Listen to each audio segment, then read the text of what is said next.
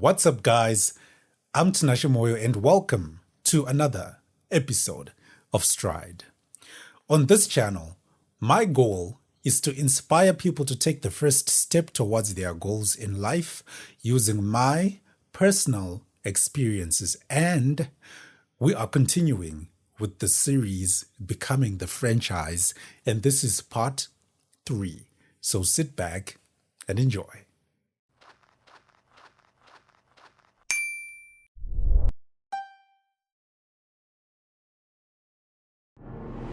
Ladies and gentlemen, welcome back.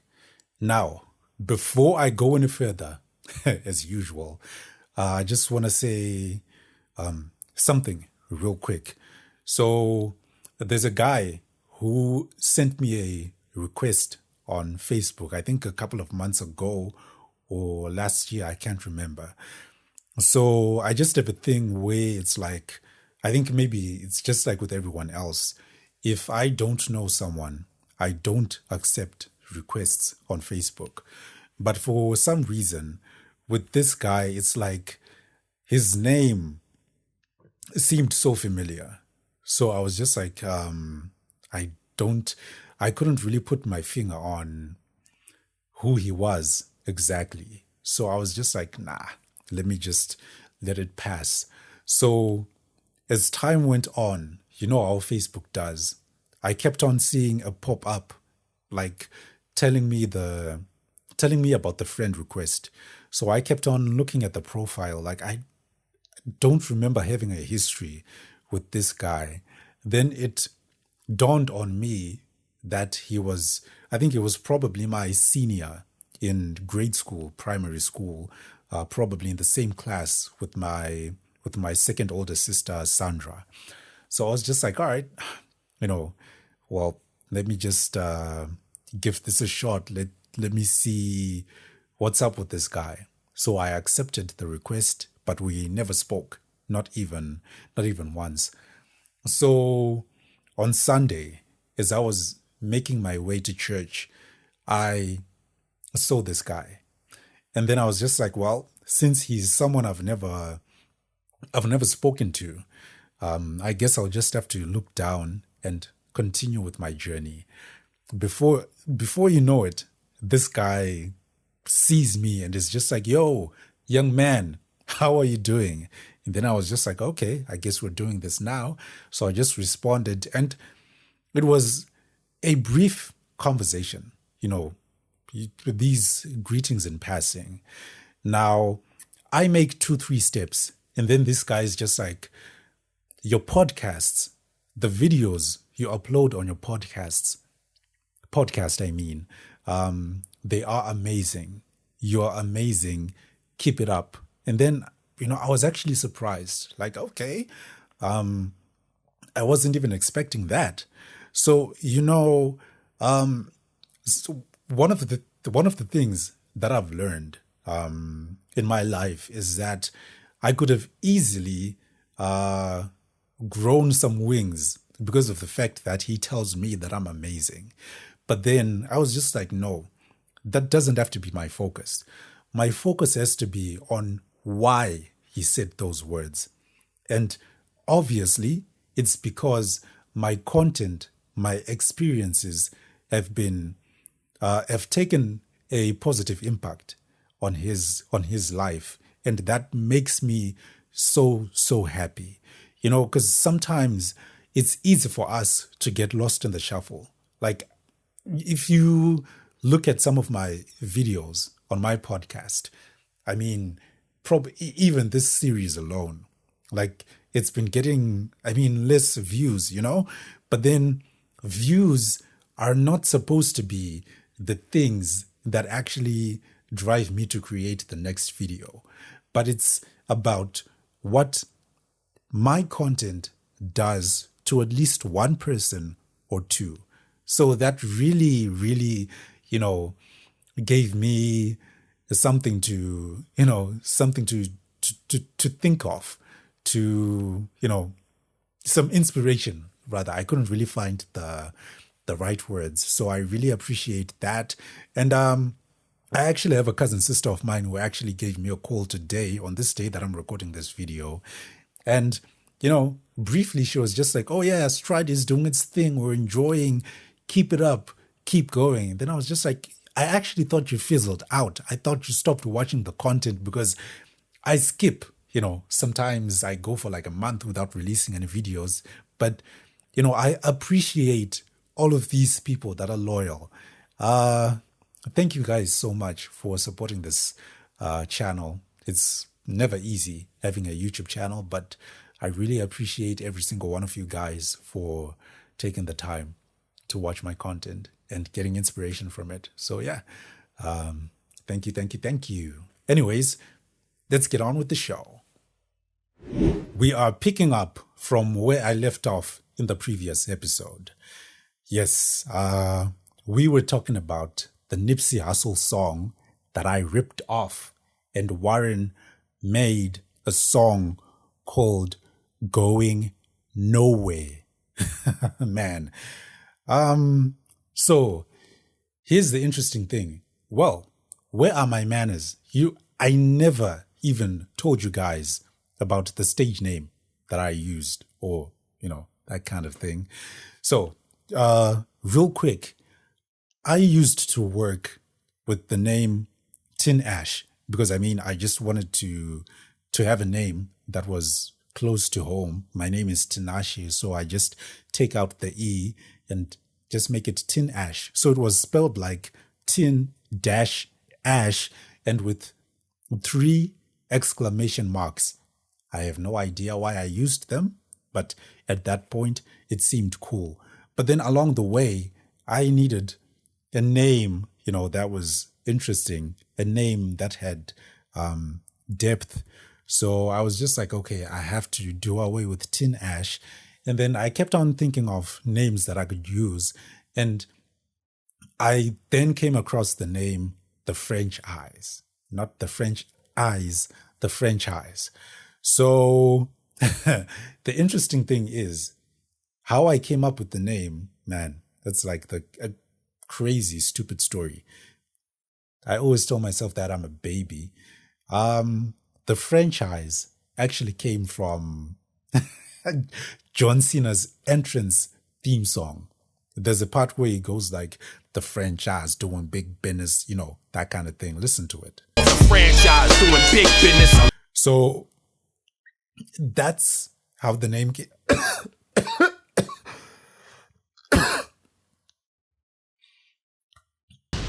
Clear. Yeah, so that's how the name came about. Now, the theme song, it's just an interesting song. It's a good song, right? So I was just like, all right, yeah, I've got the name, but I needed to give the name, some life. I just didn't want to have the name just for the sake of it. So I was looking at a thing where I looked at the meaning of the word franchise. So it's just a thing where a franchise is just part of a big organization, right? You've got the top organization, then a franchise is more of a representation of that big organization. So my context was that me being the franchise, I'm part of God's organization. So God is the main thing, or the main man, or whatever you want to call it. And then I am part of his organization. I'm God's representative. I represent God to the fullest. So that's the meaning behind the name, the franchise. So anyways, getting back to Stolen Songs, Nipsey Hussle, man, sometimes you even question the guts, like how did I even get the guts to rip off a song for someone who was that known? And the interesting thing was that I would be fearful of the fact that people would actually find out, because here's the thing, in my hood, it's like, I think there were like three studios, there was Capital H Records at that time, by Warren H. There was Kutnik Records, and then there was also Mob Figures Records. So I think these were more hip hop. I think they would make more music for the streets. So, but then I think Kutnik Records was more house based. They were more into the dance type of music, but they also made hip hop. So I was just like, man, if we've got studios like this, that means people are easily gonna find out that this song was actually a ripoff, right? But to my surprise, people didn't. But I would even get to extents where I would go to different people's laptops, right? Just to see the kind of music that they had.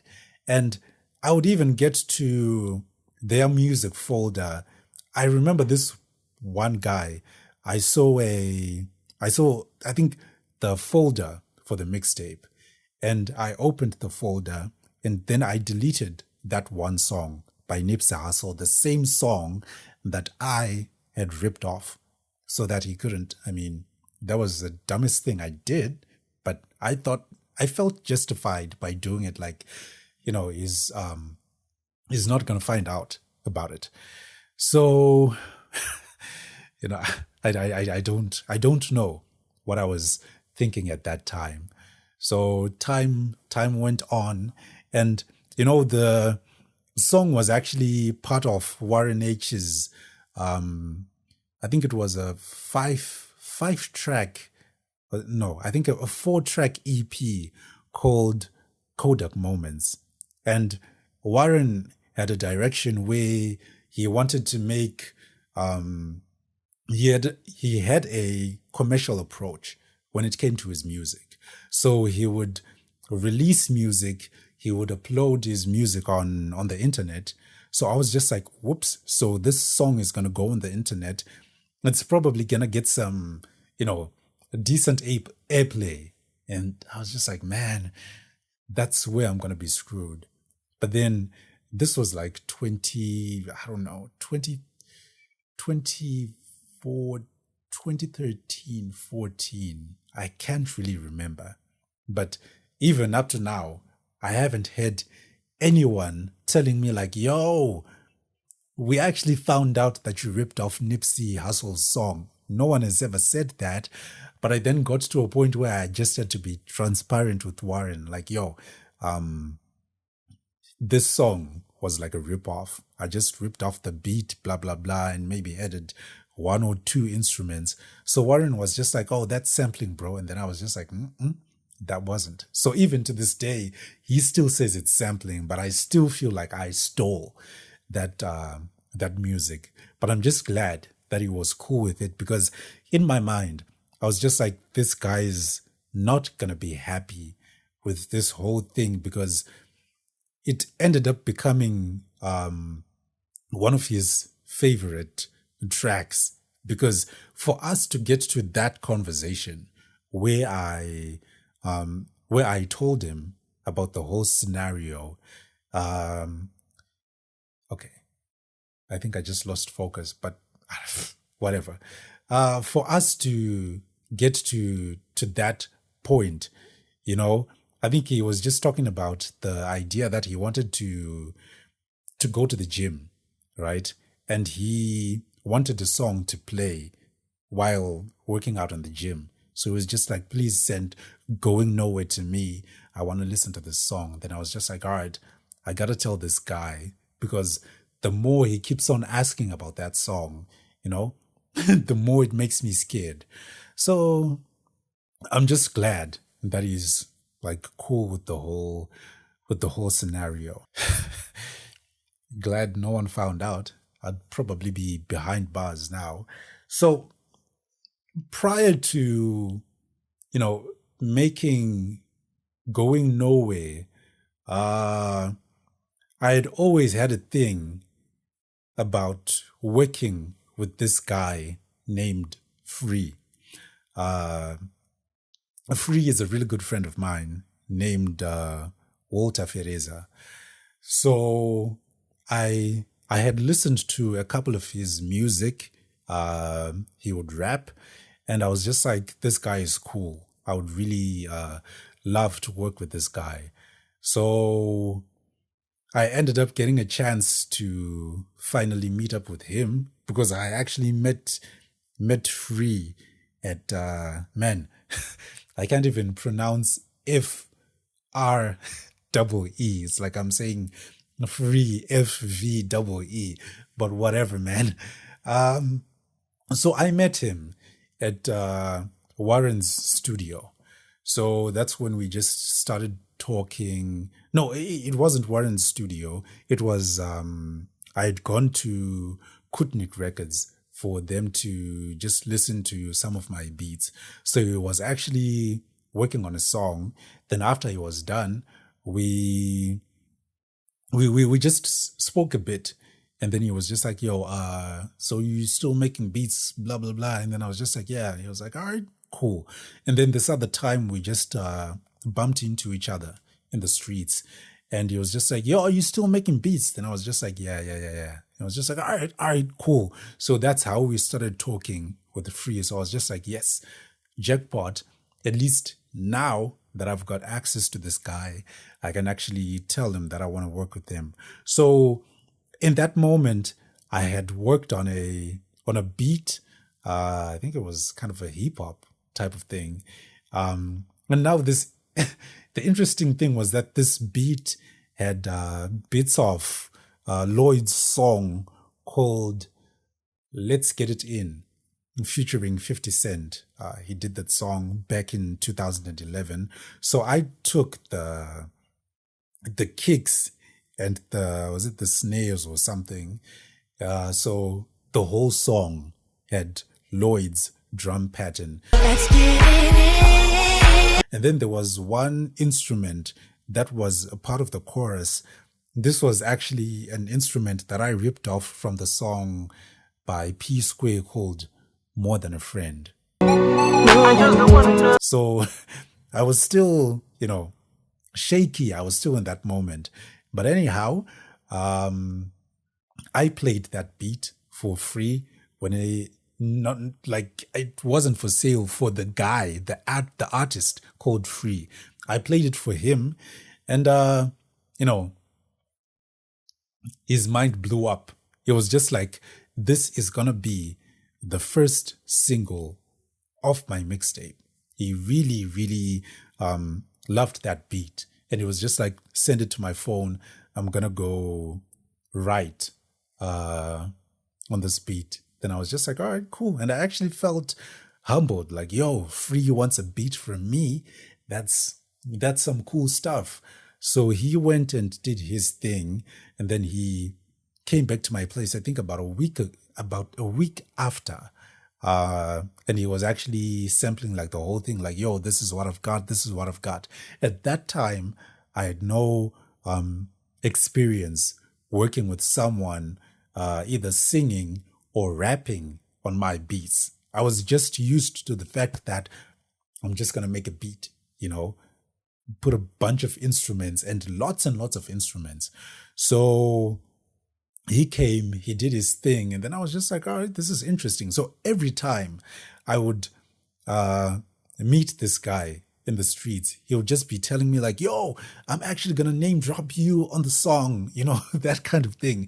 He was really hyped up. So I was just like, all right, this is really interesting. So I was just like, all right, since he wants to do a mixtape, let me see if I can create a few more beats so I can give them to him, and we'll see what we can do with that. So I think I made another beat that was really cool. It was actually banging, and I just called it the gift and a curse.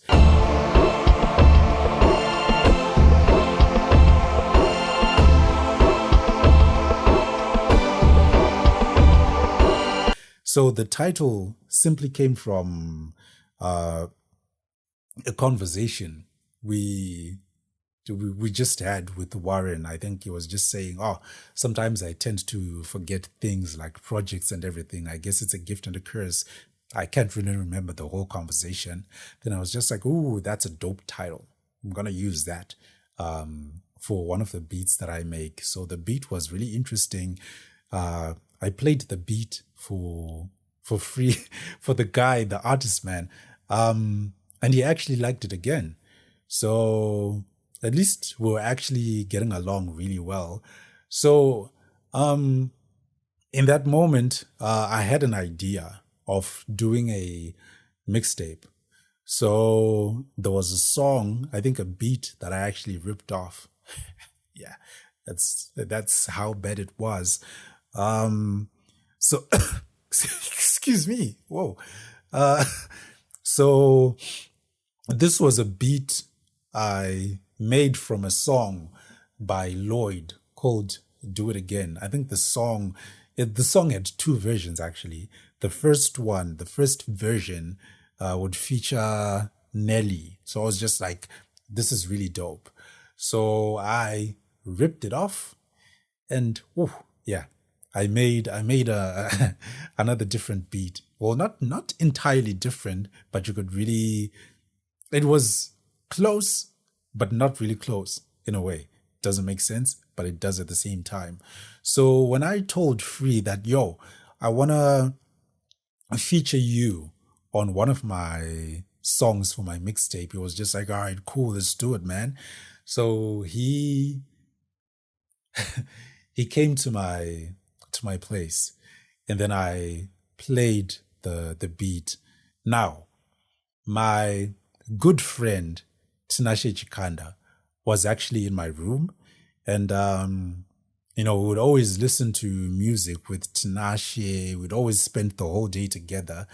And so I played the beat and when he immediately heard the beat, he was just like, is this not Lloyd's song? Like, that's Do It Again. And then I was just like, nope, that's not it. Your hearing is terrible. That's not Do It Again. Shut up. He was just like, no, I know. Let's do it again. So luckily, Free didn't pick it up. So I ended up stopping the beat halfway. Then he was just like, all right, send it to me. Then I'm just going to write on it. So conversation wise, when we were just talking with Free about the song, he would even ask me like, yo, have you written anything on the song? And I was just like, no, I haven't. He was just like, no, send me what you have so that at least I can build my lyrics on what you already have. So I've got a good friend of mine called Simbarashe Mzavazi. He's a really good writer. So he was someone I would actually call up and just like, yo, I've got a beat. I need lyrics. So I think he wrote like a verse. The verse was decent. And then I sent the stuff to Warren H. I mean, Free, sorry. So I sent the lyrics to Free. And then he was just like, this is dope. I like this. I was just like, if only you knew it wasn't me who wrote this stuff. So I think he was attempting to write his verse, but every single time I would meet him, he would just be telling me like, yo, I'm still struggling. The stuff that I'm writing is not really making sense to me. It's not really hitting hard. I just need something. And I was just like, all right, cool, man. Don't worry. Take your time. So he ended up getting the proper lyrics. The lyrics just dawned on him. And he was just like, yo, my verse is done. It's amazing. It's crazy. Let's do the song. We never did that song. I mean, because I was still scared of the microphone. He spent like a week just saying a bunch of random stuff. Like, just like, dude, you suck. Dude, you're this. Dude, you're that. And yes, of course, I sucked. I was this and that because, I mean, he put so much effort into his own verse. But then me having my own insecurities, I couldn't record the the song. So fortunately or unfortunately, I ended up losing those beats, including the one I had initially made for him.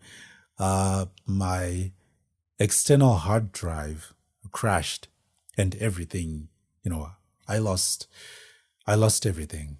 It was really tough because I had so much interesting beats, so much like some good beats, both ripped off and some not entirely ripped off.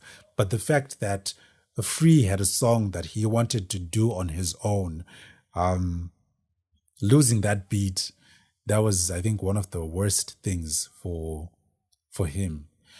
So, anyways, fast forward after that period, uh, I started progressing when it came to making beats, bit by bit. So that time, I think, should be around 2014. Warren bought a keyboard, a MIDI keyboard, an M Audio MIDI keyboard. So before that, he had these small, like, baby keyboards. I don't really know the name of those keyboards, but I just prefer calling them the baby keyboards because it was small. So he used to make beats with that because he had taken piano lessons. So he thought it was best to have something like that so that at least it helps him, create his beats. So after he got the MIDI keyboard, I borrowed the baby keyboard because I was just like, all right, let me see how far I can go with this thing. So the day that I got it, I was really excited, like, okay, I'm gonna, I'm gonna progress when it comes to my music. So I think that time I was now moving away from, ripping beats because I was just like, okay, if I want to be good, right, I have to learn to create my own stuff, even if it sucks, right? I just have to learn to create that. So I started playing around with it, and that item has like built-in drums, built-in instruments. So I think I just started playing some random drums. They were pretty decent. And then as I was playing those drums, I actually came up with a really, really interesting bass line. It was amazing. And then I was just like, okay, I think I've got something there. So I would do this thing. Well, I actually got it from Warren. I would do this thing where you play a melody, right? And then you get into the digital audio workstation and you create the melody there so that you don't forget. So if we played 4 different melodies with different instruments, we would make sure that one by one, you play it until it makes sense, you don't forget, and then you punch it in the digital audio workstation. So that's what I did. And as I was playing, I had the bass line as well as the drums. They created the foundation for that.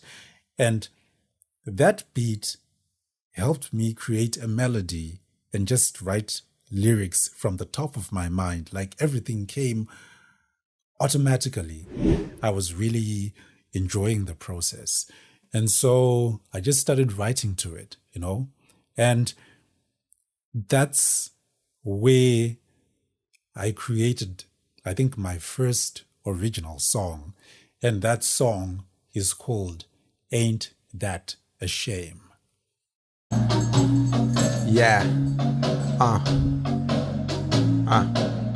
Yeah. It's me and you, girl, against the world. And I know the streets are talking about you, girl. I immediately told myself that this is going to be the first single from my project, or rather, I'll just say an EP. I immediately decided that I was going to do a 5-track EP. And, the idea particularly came from Lloyd. Since I was a guy who was just ripping off things, the idea came from Lloyd because Lloyd had done a 5-track EP called Like Me back in 2009. So I was just like, okay, that's the direction that I want to take.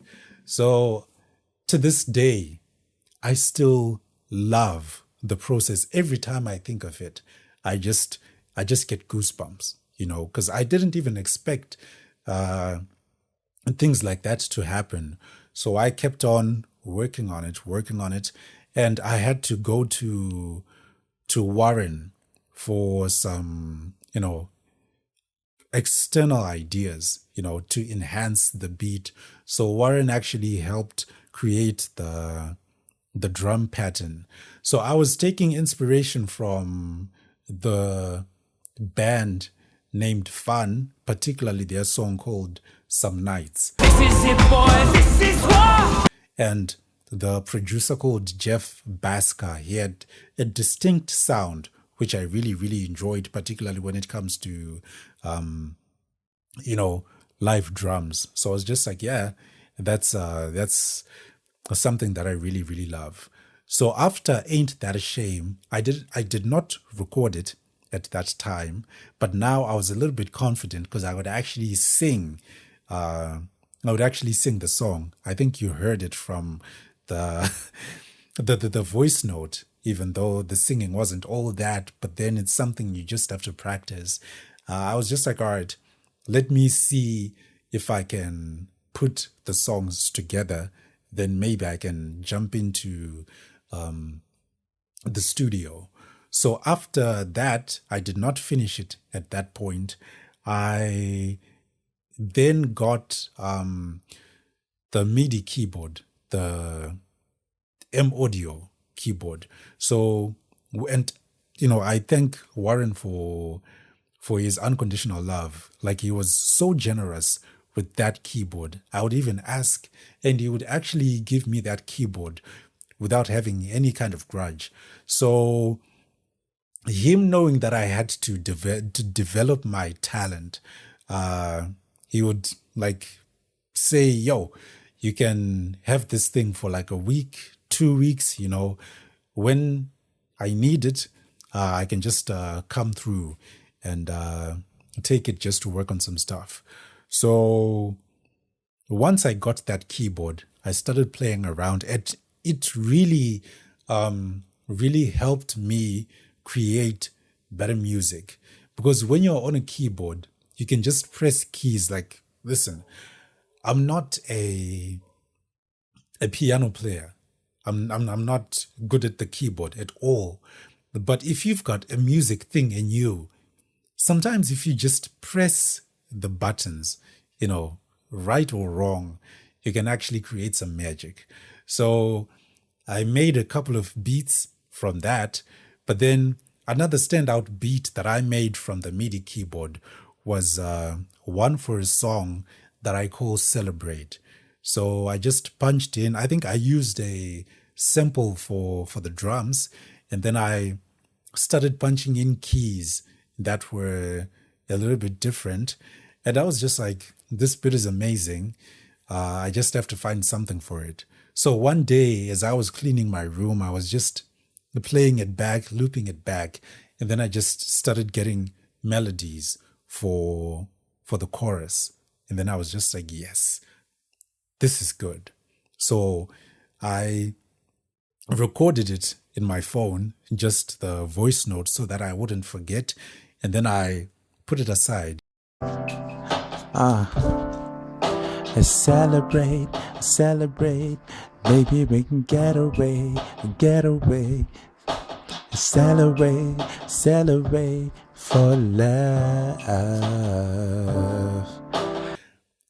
Funny enough, I actually sent that voice note to Warren, like, yo, listen to what I was able to make today. And then Warren was like, ooh, I love this. I want this. I want this for my project. But then I was just like, nah, this is something that's really personal to me. I want to use it for my project. So if it wasn't that, personal or precious, rather, I would have given it to you, but I got to use it. So I shelved it again. I didn't record. And then I made another beat, and this was a beat for a song called Even Stronger. I'm even stronger than before. I'm even stronger than you know.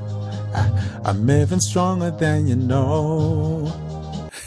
Now, the title for that song was actually the title that I wanted to give to my project. But then the title came from, John Cena. He had some merch that was just written Even Stronger. I think I once mentioned that in one of my episodes. I can't really remember which one, but this was after he had returned from an injury. So I was just like, okay, Even Stronger sounds different and, simple. So I just decided to make the song called Even Stronger. So I think I had the chorus. It's pretty simple, and I had a melody for the verses, but I didn't really have the lyrics at that time. I took a step back, back, back, back and rolling. I took a step back, back, back, back and rolling. Yeah. I needed 2 more songs to make the project complete. That was a struggle. I had another beat that I had made using the MIDI, but I came up with a melody for the chorus, but then I didn't have any lyrics for it. So I was just like, I would love to use this, but I don't know what I can sing about. I had a situation that I had gone through, I think years prior to that. So I was just like, maybe I can sing about that. But I was just like, I'll contemplate and see, if it works. So I just ended up leaving that alone. So during that same period, I was like on a high, my confidence was really going up. So I'd even go to Warren's studio and just play around with the MIDI on his laptop just to create beats. So in that moment, we ended up making a song for Warren H called Man of the Year. And man, I made a sick bass line. That bass line was amazing. That song hasn't seen the light of day yet, but I'm pretty sure at some point it's definitely going to see the light of day. And then you can get to hear my amazing bass line. But it was really, really good. I loved that process. And, I was growing. I was enjoying myself. But, along the way, I don't know, something just happened. I couldn't even understand it myself. I think it's like people were moving in different directions. Free was no longer doing music. He was now focused on his job. And then I was just like, man, I just started thinking to myself, like, why am I, doing this music thing? Like, I was beginning to fall out of love because I didn't know my purpose at that time. I was just like, because in my mind, I always told myself that I was never going to have music as a career. It's just something that I do as a hobby, So I was just like, man, why am I making music? And from that time, I had that question, I just started losing inspiration. I was on a high, and then for some reason, I just started going low. I started losing melodies. I started losing, ideas, even with the MIDI. When you press buttons and everything, you get something. But I was getting nothing at all. And, Warren would actually give me calls like, yo, I need a beat. Give me something. But I couldn't give him anything, and it went dark. And from 2014, I lost all love. I didn't want to make music anymore. Music left me. Instead of me leaving music left me. And then I was just like, all right, let me focus on my design career. Don't know if music is going to come back. So it ended 2014. But I didn't want it to end. But it was just unfortunate. I had to find something. I needed something. An answer. I didn't have it at that time.